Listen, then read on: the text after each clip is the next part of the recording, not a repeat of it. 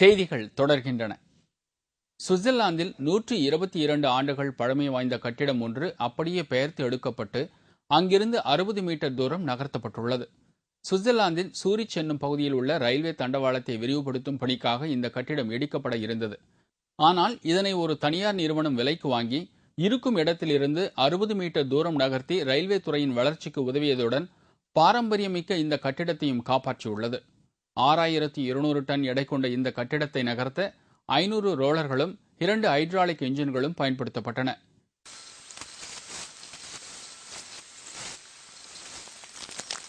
இது ஒருபுறம் இருக்க, பாகிஸ்தானின் கராச்சியில் நேற்று நடைபெற்ற அரசியல் கட்சி பேரணி ஒன்றில் அடையாளம் தெரியாத மர்ம மனிதன் ஒருவன் துப்பாக்கியால் சரமாரியாக சுட்டான்.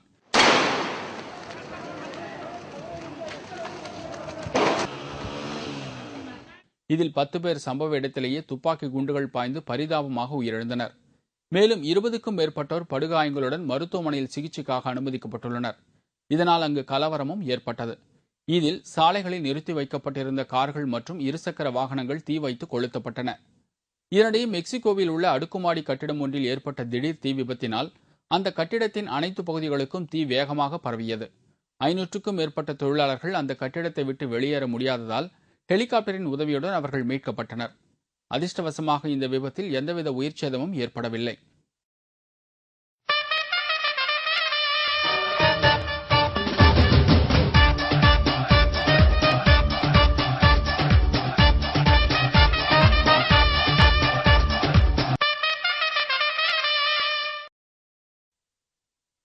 ஐபிஎல் பிளே ஆஃப் சுற்றுப் போட்டியின் முதல் ஆட்டத்தில் டெல்லி அணியை வீழ்த்தி கொல்கத்தா அணி இறுதிப் போட்டிக்கு முன்னேறியுள்ளது.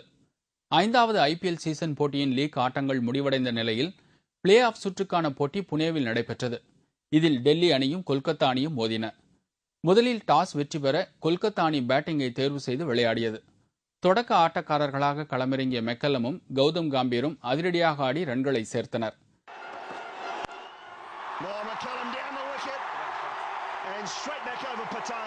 கௌதம் காம்பீர் 32 ரன்களும் மெக்கல்லம் 31 ரன்களும் எடுத்திருந்த போது ஆட்டமிழந்தனர். பின்னர் களமிறங்கிய யூசுப் பதான் அதிரடியாக ஆடி அதிகபட்சமாக 2 சிக்சர் 3 பவுண்டரிகள் உட்பட 21 பந்துகளுக்கு 40 ரன்கள் சேர்த்தார்.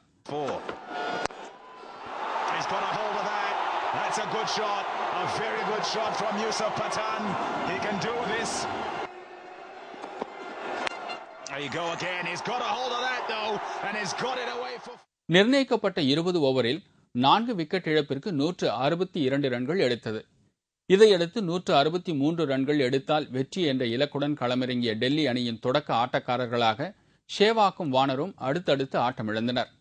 பின்னர் களமிறங்கிய ஜெயவர்தனை அதிகபட்சமாக 40 ரன்கள் சேர்த்தார். நிர்ணயிக்கப்பட்ட 20 ஓவரில் 8 விக்கெட் இழப்பிற்கு 144 ரன்கள் மட்டுமே எடுத்தது. இதனால் 18 ரன்கள் வித்தியாசத்தில் கொல்கத்தா அணி வெற்றி பெற்று இறுதிப் போட்டிக்கு முன்னேறியுள்ளது.